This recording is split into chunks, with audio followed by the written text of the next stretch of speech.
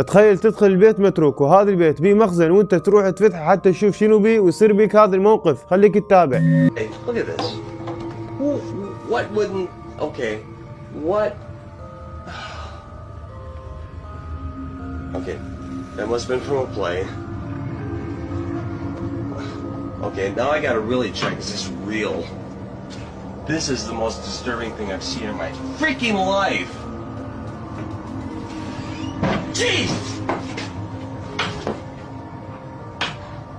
Alright. No, I didn't do that. That sounded like it came from... مثل ما شفتوا هذه المغامر دخل لأحد الأماكن المهجورة أو البيوت المهجورة حتى يصور ويستكشف شنو بداخلها، وفتح هذا المخزن أثناء مغامرته أو استكشافه ولقى جثة هاي البنية الغريبة والمرعبة، وشاف هاي البنية مقتولة ومحنطين جثتها بداخل المخزن. وهنا أثناء ما كان يتكلم عن البنية وجثتها الغريبة اللي شافها صار صوت بالمكان والتفت على اتجاه الصوت حتى يشوف شنو جاي يصير.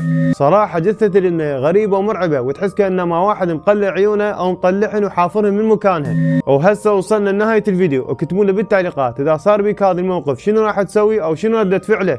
وهسه اقدر اقول لكم حطوا لنا لايك ومتابعة وانتظرونا بالفيديو القادم.